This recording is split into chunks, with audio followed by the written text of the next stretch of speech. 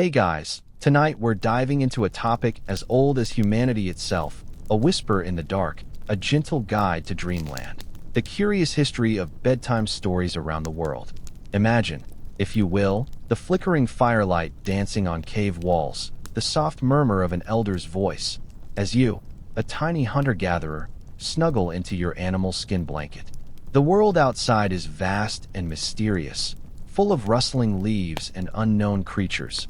But here, by the fire, you are safe, nestled in the cocoon of a narrative. You're hearing about the brave ancestor who outsmarted a saber-toothed tiger, or perhaps the spirit of the wind that brings the rains. It's a moment of profound calm, a bridge between the day's anxieties and the oblivion of sleep. You probably won't survive the night out there alone, but right here, right now, you're perfectly secure. So, before you get comfortable, take a moment to like the video and subscribe, but only if you genuinely enjoy what I do here. And as you settle in, maybe drop your location and local time in the comments. It's always fascinating to see where you're all drifting off from. Now, dim the lights, maybe turn on a fan for that soft background hum, and let's ease into tonight's journey together. Our story begins not with parchment or printing presses, but with the very breath of humanity. Think about it.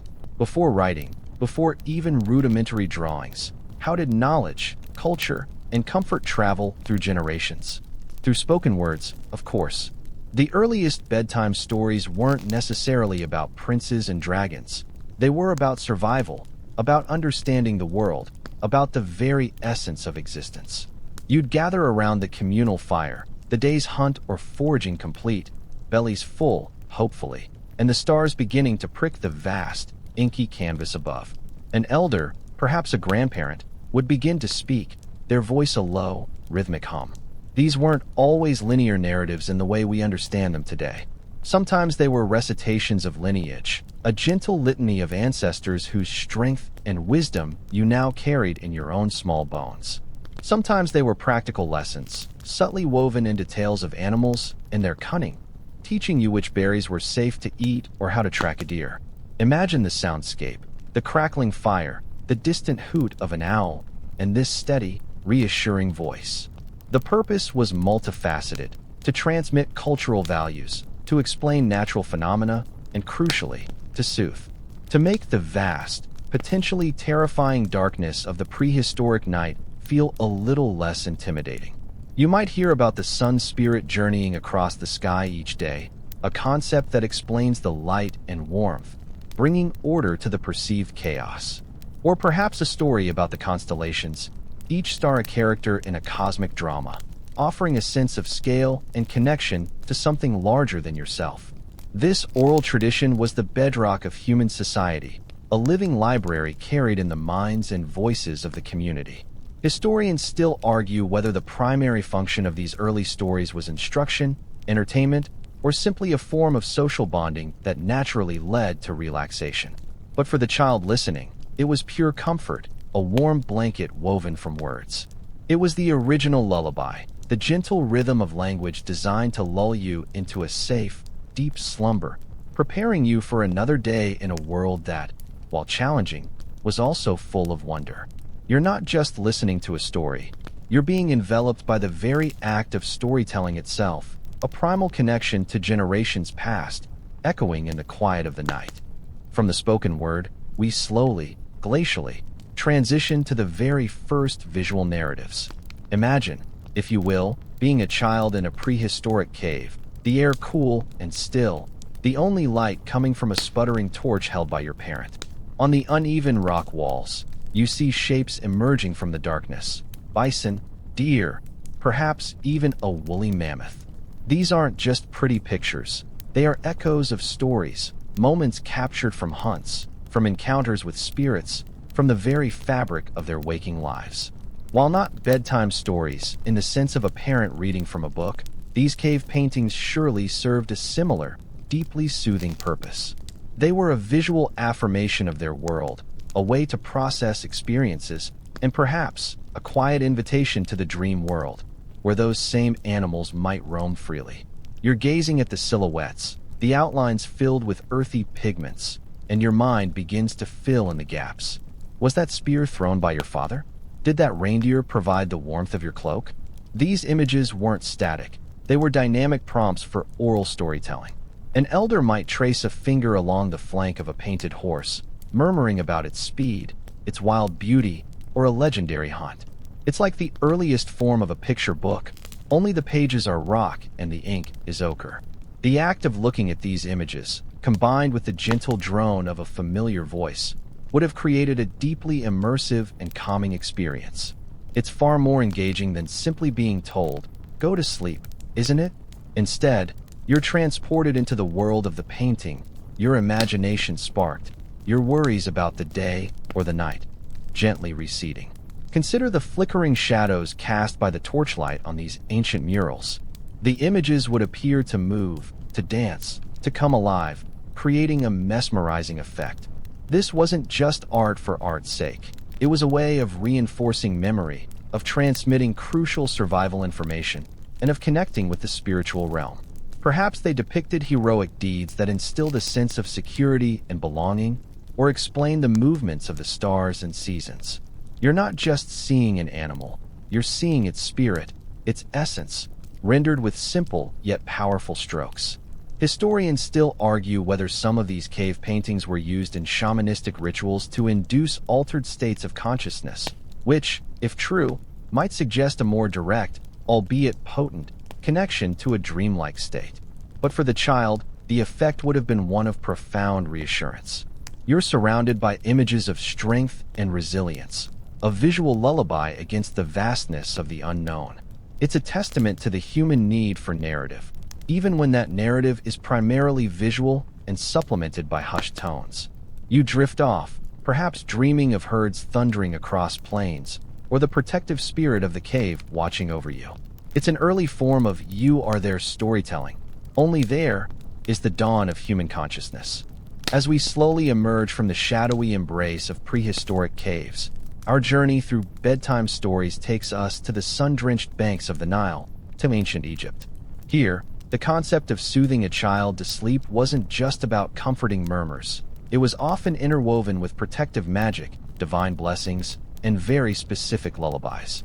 Imagine yourself, a tiny Egyptian child, swaddled in linen, lying on a mat of reeds in a home made of mud brick. The air is warm, perhaps a slight breeze stirring from the river, carrying the scent of papyrus and dust. Your mother or grandmother begins to sing, her voice a low, steady drone, almost a chant.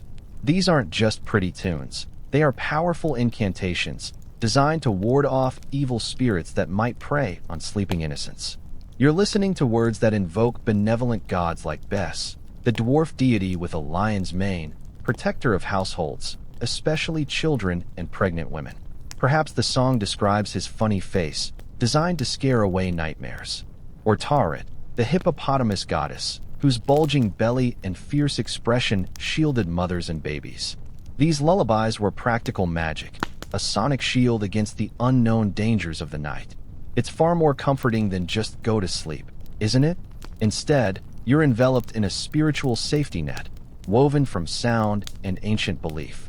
One quirky tidbit: some Egyptian lullabies even mention crocodiles, not as a threat, but as creatures to be magically commanded or appeased. Imagine singing about a slumbering crocodile in the reeds, a powerful creature made docile by the song, ensuring your safe passage into dreams. It's a rather direct, no-nonsense approach to monster management. You might recall the peculiar crocodile dung sunscreen we discussed earlier. The Egyptians certainly had a unique relationship with their Nile fauna. Historians still argue whether the complexity of some ancient Egyptian lullabies suggests they were also teaching tools, subtly introducing children to the pantheon of gods and the intricacies of their mythology before they could even speak in full sentences. But for the child, it was simply the gentle rhythm, the familiar voice, and the promise of protection that lulled them. The narratives woven into these songs were often cyclical, focusing on the journey of the sun god Ra across the sky, his nightly descent into the underworld, and his glorious rebirth each morning. This narrative of daily renewal would have been deeply reassuring, promising that after the darkness of night, light would always return. You might hear about the stars, how they are the souls of the deceased, watching over you from above, a comforting presence in the vast cosmic tapestry. The rhythm of the words, the repetition, the soft cadences, all designed to slow your breathing, to quiet your mind, to gently escort you from the waking world into the peaceful embrace of slumber. You're not just being told a story, you're being sung into a state of security, preparing you for the dreams that await. Leaving the fertile Nile Valley behind, our historical lullaby now transports us to the cradle of civilization itself, Mesopotamia. Picture yourself nestled in a modest dwelling in Uruk or Babylon, the sounds of distant city life fading with the setting sun. The air is thick with the scent of baked clay and perhaps a waft of smoke from a nearby brazier. Here, bedtime stories weren't just simple tales. They were often fragments of grand epics, whispers of gods and heroes etched onto clay tablets that still, remarkably, exist today.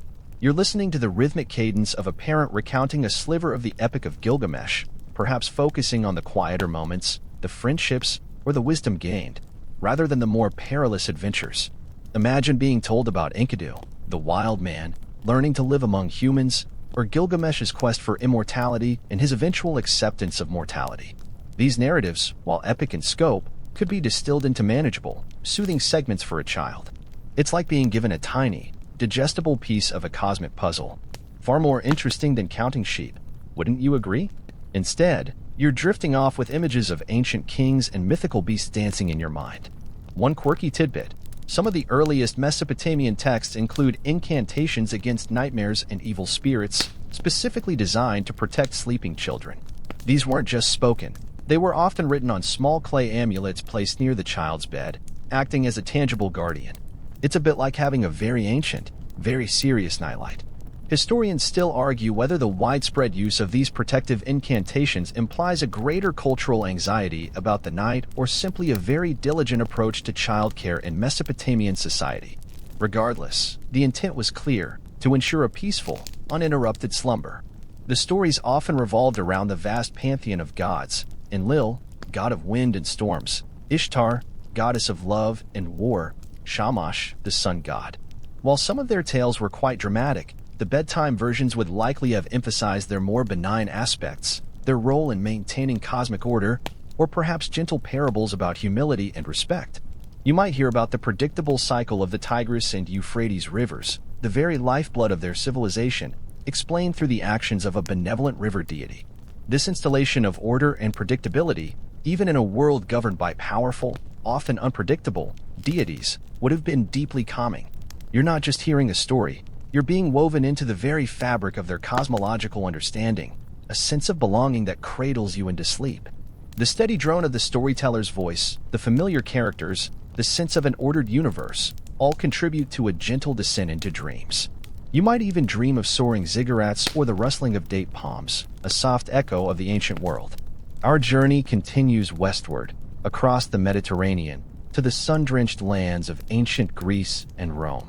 Here, bedtime stories took on a familiar, perhaps even comforting, form: the myths and fables that shaped Western civilization. Imagine yourself, a young Athenian or Roman child, lying on a simple couch in a courtyard, the scent of olive trees and warm earth in the evening air. The stars begin to emerge, constellations that bear the very names of the heroes and gods you're about to hear about. Your parent, or perhaps a household slave, might begin to recount a tale of Zeus and his many transformations, or the cleverness of Odysseus on his long journey home. These weren't watered-down versions. They were often simplified adaptations of the grand narratives that formed the backbone of their culture. You're hearing about the daring feats of Heracles or the wisdom of Athena, her owl a silent observer. It's like being given a direct pipeline to the epic dramas unfolding across their pantheon. It's certainly more captivating than counting sheep, wouldn't you say? Instead, you're drifting off with heroes and gods dancing in your imagination. One quirky tidbit: many of Aesop's fables, those short, morality-rich tales featuring talking animals, were specifically designed for children and were often recounted at bedtime. Imagine being told about the tortoise and the hare, or the ant and the grasshopper, their lessons subtly sinking in as you drift off. It's a delightful way to impart wisdom without lecturing. Historians still argue whether some of the more elaborate Greek myths, with their complex family trees and dramatic betrayals, were truly suitable for young children's bedtime, or if only the simplified, moralistic fables truly served as sleep aids. But for the child, the familiar rhythm of the storytelling, the recurring characters, and the soothing voice would have been paramount. The emphasis in many of these tales was on fate, destiny, and the interplay between mortals and the divine. Even the tragic stories, when retold for a child, would likely focus on themes of resilience or the ultimate triumph of justice, rather than the darker elements. You might hear about the predictable cycle of the seasons, personified by Persephone's annual journey, bringing a sense of order and continuation to the world. This sense of a predictable universe, even one governed by powerful and sometimes whimsical gods, would have been deeply reassuring. You're not just hearing a story, you're being steeped in the cultural bedrock of their world, a sense of belonging that gently guides you to sleep. The steady drone of the storyteller's voice, the iconic characters, the feeling of connecting to something ancient and grand, all contribute to a gentle descent into dreams. You might even dream of Mount Olympus or the rustling of olive groves, a soft echo of the classical world. From the sun-drenched amphitheaters of ancient Rome, we now journey to the shadowed, hearth-lit halls of medieval Europe. Here, the world outside was often harsh and uncertain, but within the thick walls of a keep or the humble confines of a peasant cottage, the flickering firelight provided a beacon for storytelling. Bedtime stories in this era weren't just for children. They were often communal affairs, shared among families and servants, cementing bonds and passing down vital knowledge.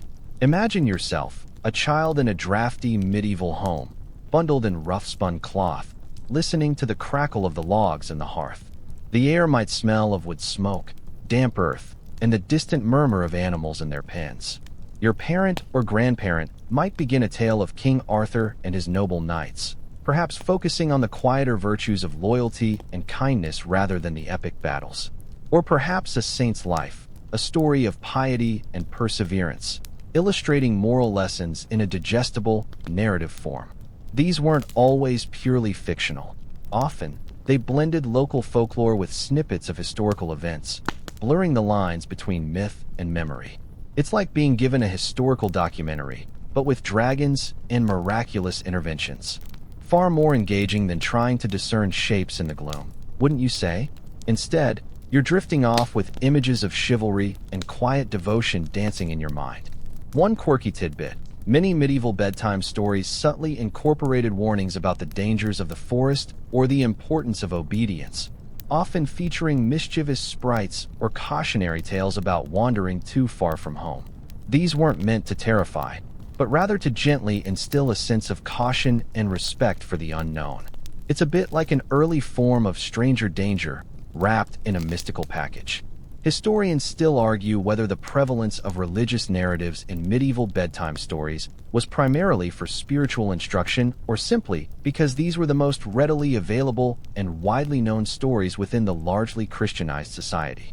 But for the child, the familiar rhythm of the storytelling, the recurring characters of local legend or religious lore, and the soothing voice would have been paramount. The narratives often revolved around themes of good versus evil, divine intervention, and the cyclical nature of agricultural life. Even the darker tales, when retold for a child, would likely have focused on the ultimate triumph of righteousness or the return of spring after a long winter, bringing a sense of order and continuation to their challenging world. You might hear about the predictable cycle of planting and harvest, explained through the blessings of saints or the benevolent hand of God. This installation of order and predictability, even in a world that could be brutal and unpredictable, would have been deeply calming. You're not just hearing a story, you're being steeped in the shared beliefs and social fabric of their world, a sense of belonging that gently guides you to sleep. The steady drone of the storyteller's voice, the iconic characters, the feeling of connecting to something ancient and grand, all contribute to a gentle descent into dreams. You might even dream of nights riding through moonlit forests or the comforting warmth of a village hearth, a soft echo of the medieval age. Our journey now drifts eastward, past the bustling trade routes, into the rich tapestry of Asian cultures, where folktales and moral lessons often intertwined to become the gentle whispers of bedtime. Imagine yourself in a quiet Edo period Japanese home, the soft rustle of paper screens, or perhaps a bustling Chinese courtyard, the faint scent of incense lingering in the air. Here, stories weren't just entertainment. They were often subtle guides to living a virtuous life, disguised as captivating narratives. Your parent or grandparent might share a tale from the vast collection of Jataka tales from India, stories of the Buddha's previous lives, often featuring talking animals and simple, profound moral lessons. Or perhaps a Chinese fable about a wise emperor and a humble farmer, illustrating the importance of diligence and kindness. These weren't always epic adventures. Often, they were quiet parables designed to instill values like respect for elders, honesty, or perseverance. It's like being given a tiny, palatable dose of philosophy before you drift off to sleep. Far more enriching than counting imaginary lanterns, wouldn't you agree? Instead, you're drifting off with images of mythical creatures and virtuous figures dancing in your mind. One quirky tidbit. In some parts of Asia, particularly Japan, children might be told tales of yokai, supernatural spirits or demons, but often in a way that emphasizes how they are outsmarted or how they learn a lesson, rather than purely to frighten. Imagine being told about a mischievous kappa who loves cucumbers, but learns humility through a clever child. It's a way of acknowledging the unknown while reassuring that cleverness can overcome it. Historians still argue whether the primary role of these moralistic folk tales was to educate children or simply to provide a comforting, familiar narrative structure that promoted relaxation. But for the child, the familiar rhythm of the storytelling, the recurring archetypes of wise figures and tricksters, and the soothing voice would have been paramount. The narratives often revolved around themes of karma, destiny, and the interconnectedness of all living things. Even the stories with moments of peril would typically resolve with a clear moral triumph or a lesson learned, bringing a sense of order and consequence to the world. You might hear about the predictable cycle of the seasons, explained through the actions of nature spirits, reinforcing the harmony of the natural world. This installation of order and predictability, even in a world governed by unseen forces, would have been deeply calming.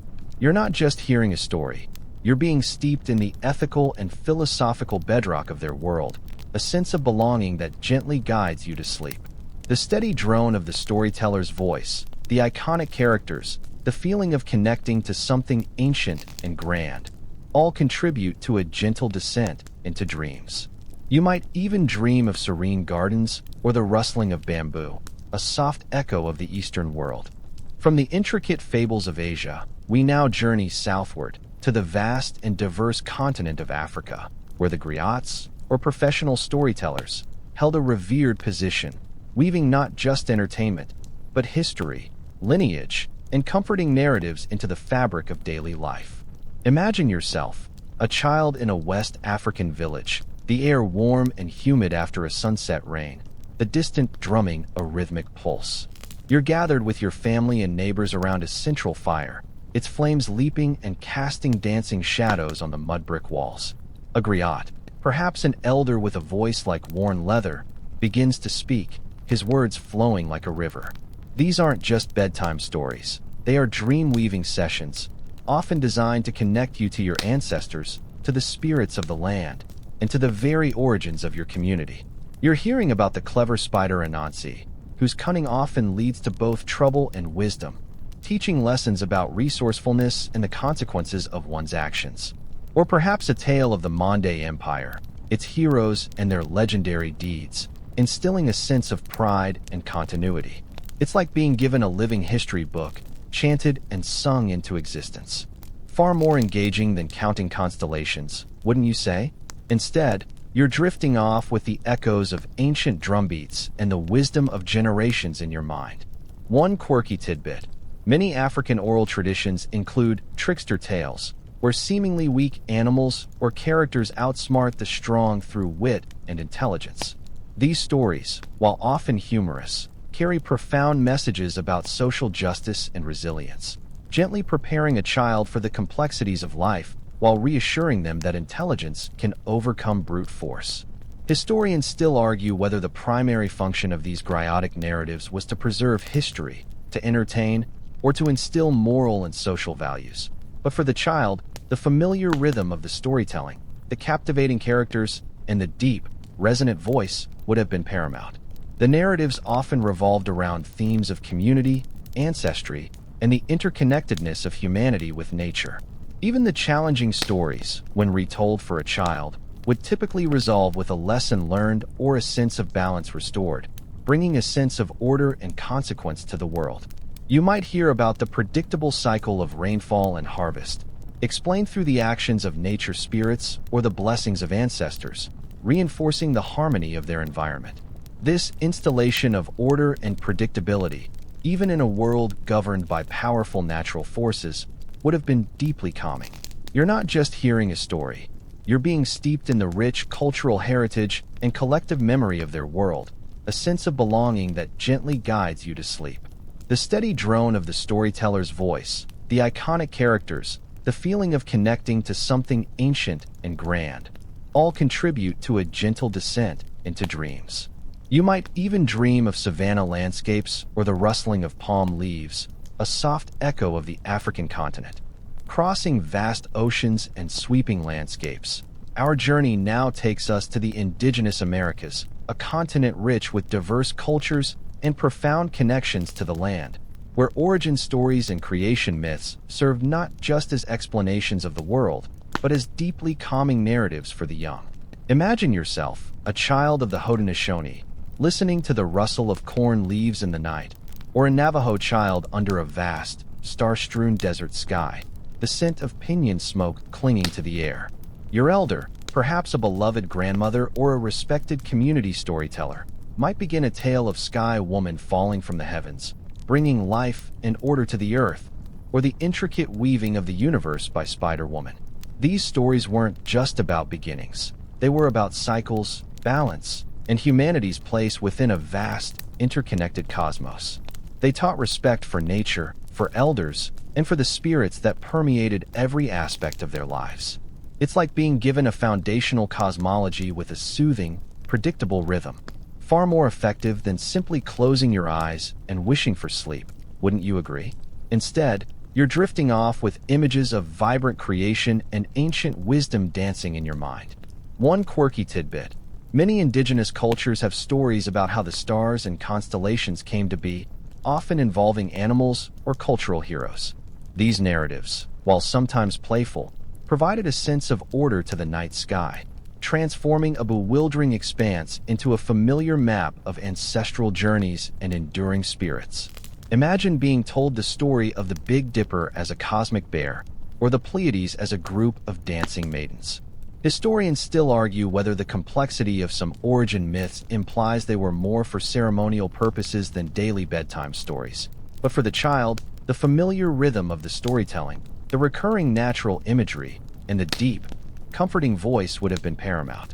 The narratives often revolved around themes of balance, reciprocity, and the sacredness of the earth.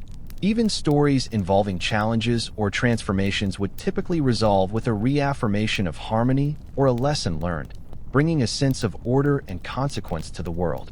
You might hear about the predictable cycle of planting and harvesting, explained through the generosity of earth spirits or the wisdom of ancestral beings, reinforcing the symbiotic relationship between humans and their environment. This installation of order and predictability, even in a world governed by powerful natural forces, would have been deeply calming. You're not just hearing a story, you're being steeped in the profound spiritual and ecological understanding of their world, a sense of belonging that gently guides you to sleep. The steady drone of the storyteller's voice, the iconic natural elements, the feeling of connecting to something ancient and deeply rooted, all contribute to a gentle descent into dreams. You might even dream of sacred mountains or the rustling of ancient forests, a soft echo of the indigenous Americas. Having traversed continents and millennia guided by spoken word and ancient visuals, we now arrive at a pivotal shift in the history of bedtime stories, the slow, inexorable rise of the written word. Imagine yourself, no longer gathered around a flickering fire, but perhaps in a dimly lit room, the soft glow of a candle illuminating a page. This transition from oral tradition to written text wasn't immediate, of course, but it profoundly changed how stories were consumed and preserved, including those whispered before sleep. Initially, handwritten manuscripts were rare and precious, reserved for the wealthy and the learned. But as literacy slowly spread and the monastic scribes meticulously copied texts, stories that were once fleeting sounds began to take on a tangible form. You might have seen illustrated manuscripts depicting familiar biblical tales or chivalric romances, which, while not primarily for children, would certainly have been looked at with fascination. It's like discovering an ancient scroll filled with secret wisdom. Only this wisdom is meant to guide you to dreamland.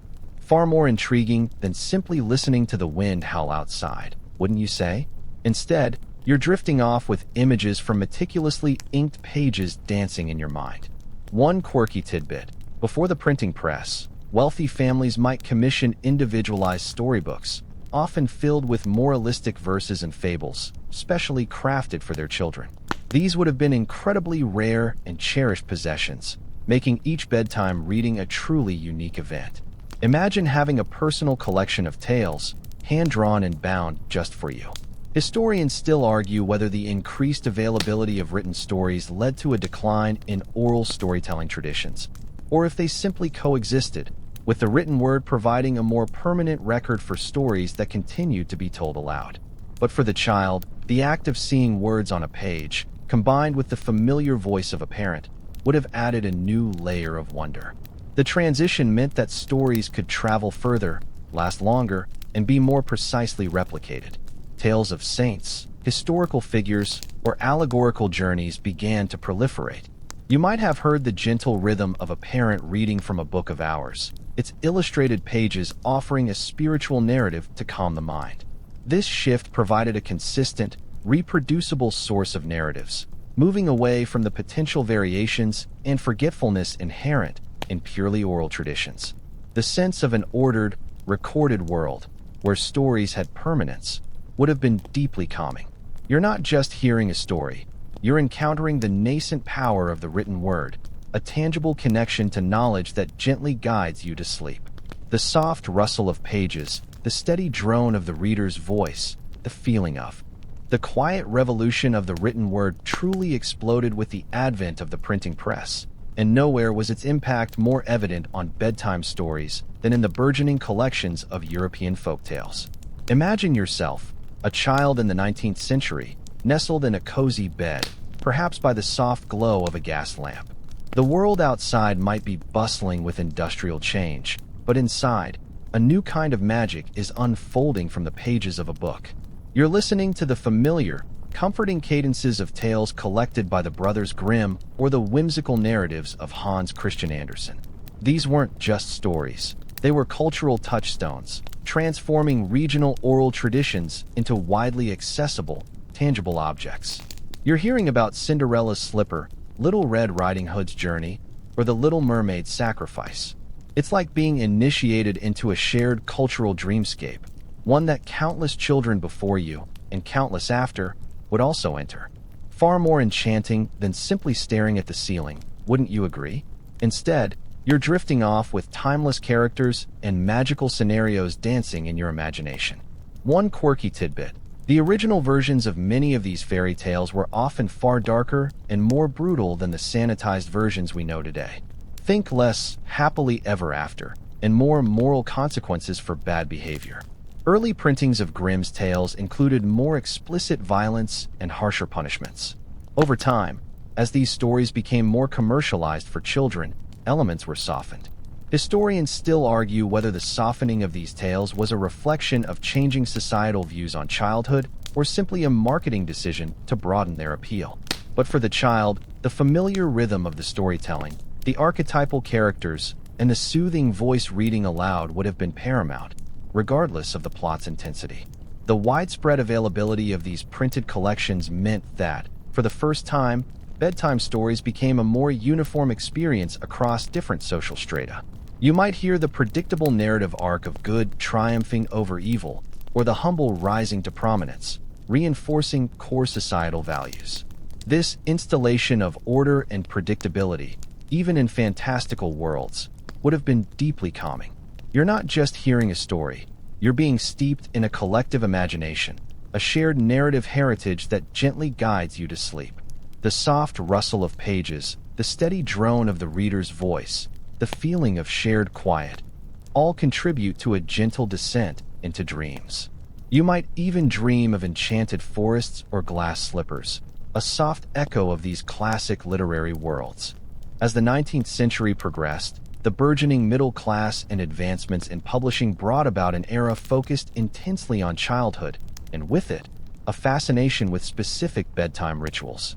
Imagine yourself, a child in a grand Victorian nursery, the gaslight casting a warm, slightly flickering glow on the wallpaper patterned with cheerful scenes. The air might be thick with the scent of lavender from your pillow, and perhaps a faint whisper of coal smoke from the fireplace.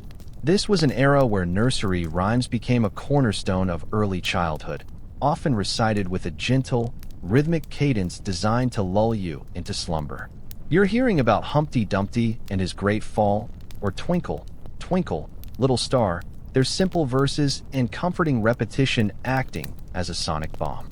These weren't just nonsensical ditties. They were often remnants of older folk songs, sometimes with surprisingly dark origins, but sanitized and sweetened for innocent ears. It's like being gently rocked by a linguistic pendulum, each swing bringing you closer to sleep. Far more peaceful than the clatter of horse-drawn carriages outside, wouldn't you agree? Instead, you're drifting off with cheerful, rhyming images dancing in your mind. One quirky tidbit: the Victorians were obsessed with good sleep for children, believing it was crucial for moral and physical development. This led to a proliferation of advice books for parents, detailing everything from the ideal temperature of the nursery to specific calming activities before bed. Some even advocated for quiet play in the hour before sleep, like arranging blocks or looking at picture books silently. Historians still argue whether this intense focus on structured bedtime routines was truly beneficial for children, or if it reflected an increasing societal anxiety about control and order in the burgeoning industrial age. But for the child, the consistent routine, the familiar rhymes, and the soothing voice of a parent or nanny would have been profoundly comforting. The narratives, though simple, often imparted early lessons about the world, counting, or social interactions. Even if they seemed nonsensical, their predictability and rhythm were key to their soothing power. You might have heard the predictable narrative of the man in the moon, watching over you, or the simple joy of a row, row your boat sung softly. This installation of order and gentle predictability, even in the smallest linguistic units, would have been deeply calming. You're not just hearing words, you're being steeped in a ritual of comfort and quiet, a tangible connection to security that gently guides you to sleep. The soft rustle of starched linen, the steady hum of a lullaby, the feeling of quiet anticipation for dreams, all contribute to a gentle descent into slumber. You might even dream of cheerful paper dolls or sun-drenched gardens, a soft echo of the Victorian nursery. Having explored the specific routines and literary movements, let's now broaden our scope to encompass the universal language of lullabies, those gentle, rhythmic songs that transcend cultures and eras, acting as a timeless bridge to sleep. Imagine yourself, anywhere in the world, in any epoch, being held close as a soft melody, repeated and refined over generations, fills the air around you. The language might be unfamiliar, but the intent is undeniably the same: to soothe, to comfort, to guide you to peaceful slumber. You're listening to the gentle hum of a mother in a remote African village, the mournful beauty of a Celtic folk tune, or the delicate melody of a Japanese cradle song. These aren't just random sounds. They are carefully crafted sonic envelopes, designed to slow your heart rate, regulate your breathing, and quiet the anxious chatter of your mind. Often, their lyrics are simple, repetitive, focusing on themes of love, protection, or the wonders of the natural world. It's like being gently swaddled in sound, a universal human response to the need for quiet. Far more effective than any sleep medication, wouldn't you agree? Instead, you're drifting off on waves of pure, unadulterated comfort. One quirky tidbit: many lullabies around the world, despite their geographical and linguistic differences, share remarkably similar melodic structures and rhythmic patterns. Often, They employ a falling vocal line and a narrow melodic range, instinctively creating a calming effect. Think of the consistent, gentle sway of a rocking chair translated into sound. Historians still argue whether these shared musical characteristics are evidence of a universal human neurological response to certain sounds, or if they point to very ancient, migratory musical traditions that spread across continents. But for the child, the consistent, familiar sound of the lullaby, regardless of its origin, would have been profoundly reassuring. The themes woven into lullabies are as varied as humanity itself, yet remarkably consistent in their fundamental purpose. You might hear about the moon watching over you, animals nestled in their dens, or the promise of sweet dreams. They instill a sense of safety, predictability, and love. This installation of order and gentle reassurance, communicated through the primal power of music, would have been deeply calming. You're not just hearing a song. You're being steeped in a cross-cultural expression of care and comfort, a tangible connection to generations of soothing. The steady beat, the melodic curves, the feeling of quiet love, all contribute to a gentle descent into slumber. You might even dream of distant lands or the universal embrace of a loving parent, a soft echo of humanity's shared lullabies. From ancient lullabies to the classic storybooks, our journey now brings us to the present day, where technology has utterly transformed how we access and experience bedtime stories. Imagine yourself, a child of the 21st century, nestled in bed, perhaps with a soft glow from a tablet or the gentle whisper of a speaker by your pillow. The world outside might be buzzing with digital notifications, but here, the magic of narrative still weaves its spell, now delivered through headphones or streaming services.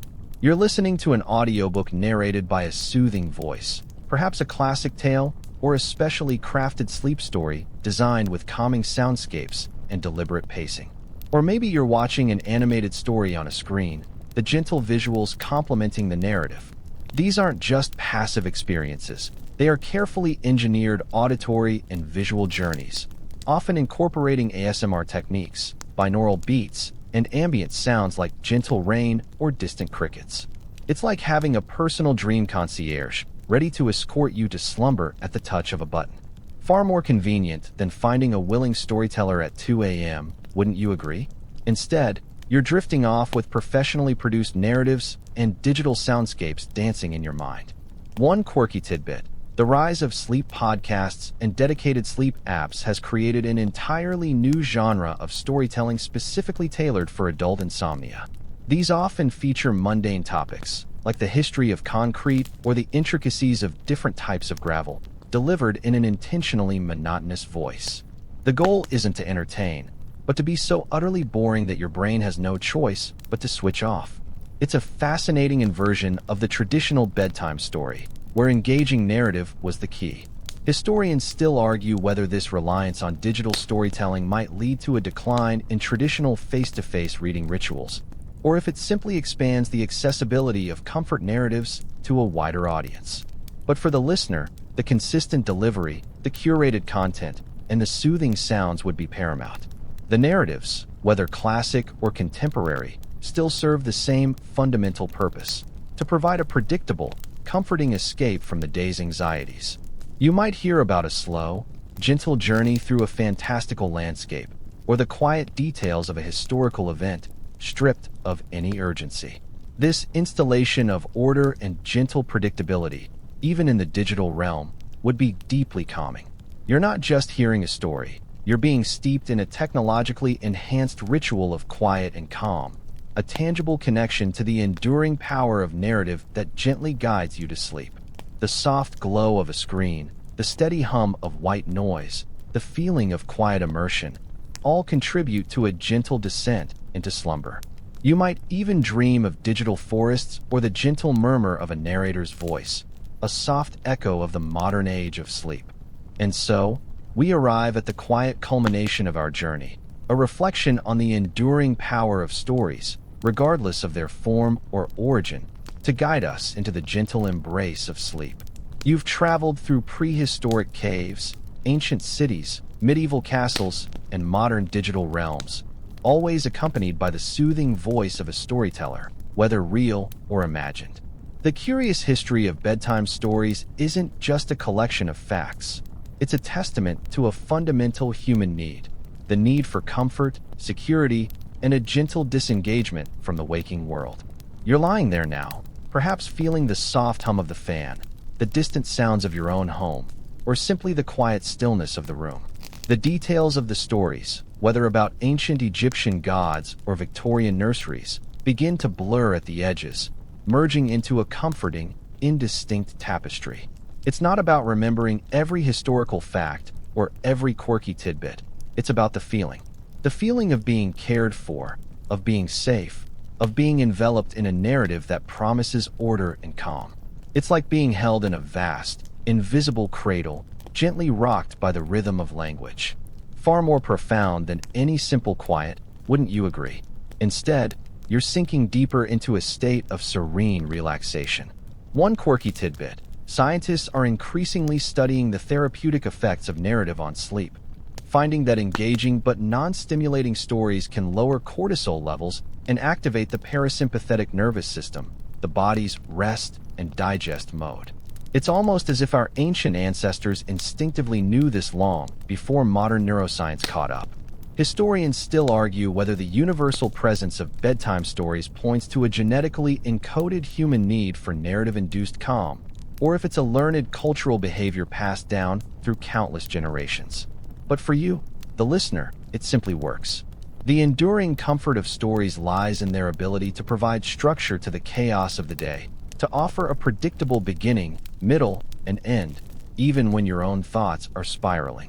They remind us that there is a world beyond our immediate concerns, a world of imagination, history, and profound human connection. You're not just listening to a story, you're participating in an age-old ritual, a quiet pact between storyteller and listener that promises peace. The steady drone of the voice, the gentle unfolding of events, the feeling of letting go, all contribute to a smooth, effortless transition into dreams. As the final words gently fade, imagine the darkness around you becoming soft, warm, and inviting. Your breathing deepens, slowly, steadily.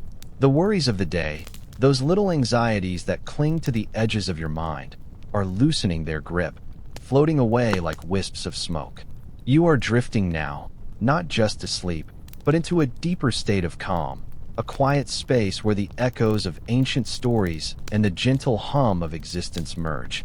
Feel the softness of your bed, the stillness of the air. Let your thoughts become light, like clouds passing across a moonlit sky, each one dissolving into the vast, peaceful expanse of your inner world. You are safe, you are comfortable, and the journey of today is complete. All that remains now is the quiet invitation of dreams, pulling you down, into the deepest, most restorative sleep.